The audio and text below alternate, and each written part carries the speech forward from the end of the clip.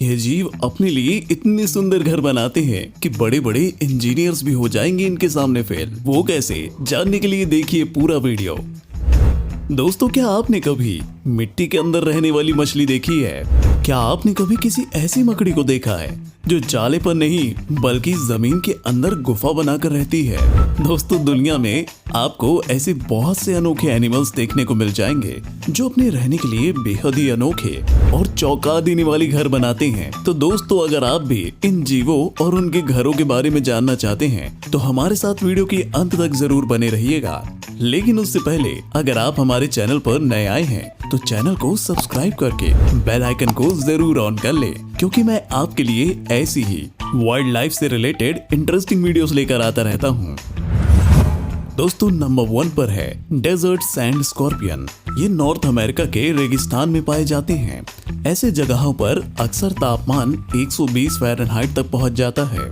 इसलिए स्कॉर्पियन को जिंदा रहने के लिए रेगिस्तान की रेत के नीचे अपना घर बनाना पड़ता है। ये रेत के अंदर घूमदार रास्ते बनाते हुए कई फीट नीचे पहुंच जाते हैं और फिर वहां पहुंचकर अपने रहने के लिए एक बड़ा सा गड्ढा खोद देते हैं। दोस्तों, यहाँ पर स्कॉर्पियन अपने घर तक पहुंचने के लिए ये घुमावदार रास्ते का इसलिए निर्माण करते हैं ताकि कोई भी शिकारी आसानी से इनके बिल तक न पहुंच पाए। इसके अलावा इनके द्वारा बनाया गया ये रास्ता रेत के अंदर की गर्म हवा को भी बाहर की तरफ छोड़ने में काफी हेल्प करता है, जिसकी वजह से बिल के अंदर हमेशा ठंडक बनी रहती है। Number 2, catfish home. दोस्तों, अभी तक आप यही मानते होंगे कि मछलियां पानी में रहती हैं, लेकिन अगर हम आपसे कहें कि इस दुनिया में ऐसी भी मछलियां हैं जो मिट्टी के अंदर रहती हैं, तो इस पर आपका रिएक्शन क्या होगा? जी हाँ दोस्तों, हम बात कर रहे हैं अफ्रीकन कैटफिश की। अफ्रीकन कैटफिश एक ऐसी मछली है जो गर्मियों के दिनों में नदी का पानी सूख जाने पर मिट्टी के अंदर अपना घर बनाकर महीनों तक जिंदा रहती है। दरअसल जब नदी का पानी सूख जाता है तो ये मछलियां मिट्टी के सबसे नरम हिस्से में पहुंचकर अपने चारों तरफ चिपचिपा पदार्थ म्यूकस सलाइम छोड़ने लगती है। इससे इनका पूरा शरीर ढक जाता है और फिर बाहर की मिट्टी इनके लिए कैप्सूल की तरह काम करती है। ये मछलियां मिट्टी से बने कैप्सूल के भीतर म्यूकस सलाइम की नमी की वजह से कई महीनों तक जिंदा रहती हैं। ये सब इनके लिए हाइबरनेशन की तरह काम करता है और फिर जब वापस से बरसात का मौसम आता है तब ये अपने कैप्सूल को तोड़कर वापस नदी में आ जाती हैं। Number 3, leaf curling spider. दोस्तों, जैसा कि आपको इसके नाम से ही अंदाजा लग गया होगा, लीफ कर्लिंग स्पाइडर एक ऐसा स्पाइडर होता है जिसके अंदर पत्तों को मोड़कर सिलाई करने का टैलेंट होता है। ये स्पाइडर अपने रहने के लिए कोई साधारण जाला नहीं बुनते, बल्कि ये अपने जाले को ठीक बीचों बीच में से पत्ते को मोड़कर ऐसा स्ट्रक्चर बना लेता है जिसके अंदर ये आसानी से छिप सके। दरअसल दोस्तों, ये स्पाइडर को खुद को प्रोटेक्ट करने की एक खास टेक्निक होती है। इस टेक्निक में स्पाइडर अपने वेब की मदद से पत्ते को एक सिरे से मोड़कर इस तरह से सिलाई कर देता है। अब पत्ते का दूसरा सिरा ही खुला रहता है, जिसके बाद ये स्पाइडर खुले हुए सिर के जरिए पत्ते के अंदर जाकर छुप जाता है और इस दौरान सिर्फ इसकी अगली टांगे पत्ते से बाहर की तरफ निकली रहती हैं। ऐसा करने से स्पाइडर को ये फायदा मिलता है कि कोई भी शिकारी जीव इसके ऊपर पीछे से हमला नहीं कर पाता और ये खुद सामने से आते किसी भी शिकारी को आसानी से दबोच लेता है। Number 4, caddis fly larva. Caddis fly larva ऐसे कीट होते हैं जिनके अंदर जन्म से ही अपना घर बनाने का टैलेंट होता है।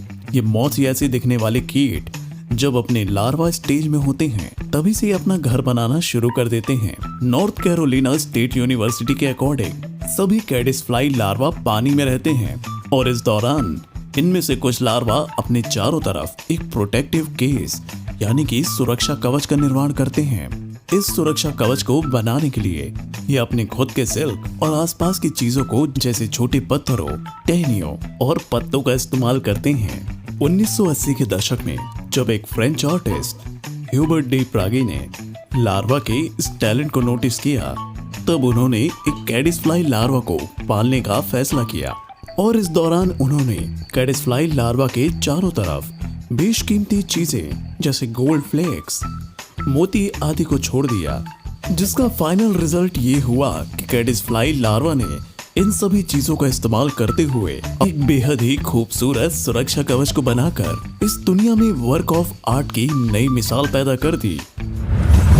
Number 5, paper wasp. ये ऐसे इंसेक्ट्स होते हैं जो किसानों को काफी फायदा पहुंचाते हैं, क्योंकि खेतों में फसलों पर लगने वाले कीड़ों मकोड़ों को ये खा जाते हैं। वैसे ये पेपर वास्प सिर्फ किसानों का फायदा ही नहीं बल्कि किसानों का नुकसान भी करते हैं। जैसे जब ये पेपर वास्प अपना घोंसला बनाना शुरू करते हैं तो ये खेत में लगे ज्यादा से ज्यादा फलों को खा जाते हैं, और तो और ये खेतों में लगे पेड़ों को खुरच कर बर्बाद भी कर देते हैं। दरअसल पेपर वास्प का झुंड मधुमक्खी के झुंड की तरह ही काम करता है। इनमें क्वीन पेपर वास्प होती है जो अंडे देने का काम करती है, और वर्कर पेपर वास्प का काम घोंसला बनाना होता है। ये वर्कर घोंसला बनाने के लिए लकड़ी की खुरचन को चबाना शुरू करते हैं, और फिर जब लकड़ी की खुरचन इनके लार से साथ मिलकर एक पल्प की तरह हो जाती है, तब ये उसकी मदद से अपने छत्ते को बनाते हैं। इनके द्वारा बनाया गया पल्प सूखने के बाद कागज की तरह दिखाई देता है। Number 6, beavers. दोस्तों, बात अगर वाइल्ड लाइफ की करें तो बीवर्स दुनिया के सबसे बेहतरीन आर्किटेक्ट होते हैं। ये पेड़ों को काटकर और टहनियों को इकट्ठा करके नदी में अपने लिए एक मजबूत बांध का निर्माण करते हैं। बांध बनाने के पीछे इनका उद्देश्य होता है खुद को शिकारियों से बचाना और सर्दियों के मौसम में अपने लिए आसानी से खाना हासिल करना। बीवर्स का पूरा परिवार साथ मिलकर पूरे साल इन बांधों की मरम्मत करता है ताकि ये बांध सालों साल नदी में मजबूती से टिके रह सके। साधारण तौर पर बीवर्स द्वारा बनाए गए इन बांधों की ऊंचाई लगभग 1.8 मीटर और चौड़ाई 1.5 मीटर होती है। वैसे आपको जानकर यह हैरानी होगी कि साल 2007 में रिसर्चर्स को कनाडा के नेशनल बफेलो पार्क में बीवर्स के द्वारा बनाया गया एक ऐसा बांध मिला था जिसकी चौड़ाई 2788 फीट थी। ये अभी तक का बीवर्स के द्वारा बनाया गया सबसे लंबा बांध था जिसे मनुष्य ने खोजा, और इस पर बायोलॉजिस्ट का कहना है कि इस बांध को बनाने में बीवर्स को लगभग 20 साल लगे होंगे। Number 7, weaver ants. दोस्तों, वीवर एंट्स अपना घोंसला बनाने के लिए सबसे पहले ज्यादा पत्तों वाले पेड़ों का चुनाव करती हैं, और फिर एक बार सही पेड़ का चुनाव हो जाने के बाद ये टीम में काम करते हुए पेड़ की पत्तियों को अपने मनचाहे आकार में मोड़ना शुरू करती हैं। पत्तियों के मुड़ जाने के बाद ये अपने लार्वा से निकलने वाले सिल्क का इस्तेमाल करते हुए इन पत्तियों को सिलना शुरू करती हैं। दरअसल दोस्तों, इनके लार्वा जो सिल्क छोड़ते हैं वो काफी चिपचिपा होता है, जिसकी मदद से चींटियां बड़ी ही आसानी से पत्तियों को एक दूसरे से चिपका देती हैं, और फिर एक बार पत्तियों के जुड़ जाने के बाद ये अगली 2 पत्तियों को जोड़ना शुरू कर देती हैं। इस तरह से कई सारे पत्तियों को साथ जोड़कर सैकड़ों चींटियां रहने के लिए पूरी कॉलोनी का निर्माण करती हैं। Number 8, ancient termites. दोस्तों, बात जब अपना घर बनाने की आती है तो इसके लिए एंशिएंट टर्माइट्स नेक्स्ट लेवल पर जाकर काम करते हैं। जी हाँ दोस्तों, हम बात कर रहे हैं उत्तर पूर्वी ब्राजील में पाए जाने वाले एंशिएंट टर्माइट्स की। इन्होंने अपनी टीलों को धूल मिट्टी के महीन पार्टिकल्स, लकड़ी की खुरचन, अपनी सलाइवा और मलमूत्र से मिलाकर इतनी मजबूती से बनाया है कि लगभग पिछले 4000 सालों से ये टिके हुए हैं। रिसर्चर्स के अकॉर्डिंग ब्राजील के जंगलों में एक ही जगह पर पाए जाने वाले 200 मिलियन टीलों ने इतने बड़े क्षेत्रफल को घेर रखा है कि इनमें पूरे ब्राजील देश को ढका जा सकता है।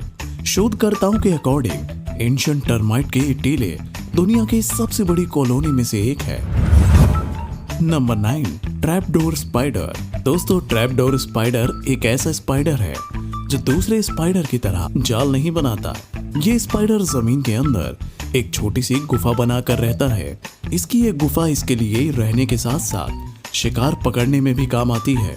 दरअसल दोस्तों, ट्रैपडोर स्पाइडर अपने गुफा को अपने ही द्वारा बनाए गए एक दरवाजे से ढक कर रखता है, और फिर जैसे ही कोई शिकार इसके गुफा के दरवाजे के पास से गुजरता है तो ये एक ही झटके में अपनी गुफा से बाहर निकलकर उस पर हमला कर देता है।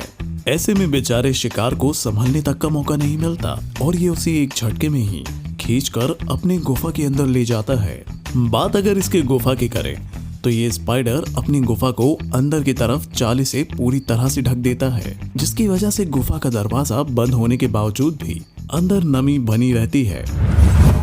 Number 10, Indian harvester ants. Indian harvester ants ज्यादातर चींटियों की तरह मिट्टी के अंदर ही अपना घर बनाती हैं, लेकिन जो चीज इन्हें इन चींटियों से अलग करती है वो है घोंसलों का मुख्य द्वार। इन चींटियों के नेस्ट के मुख्य द्वार पर उभरे हुए गोलाकार डिजाइन बने होते हैं। ये डिजाइन एक दूसरे के साथ इतने सटीक तरीके से लगे होते हैं कि इन्हें देखने पर ऐसा लगता है कि इन्हें किसी इंजीनियर ने नाप जोक कर बनाया हो।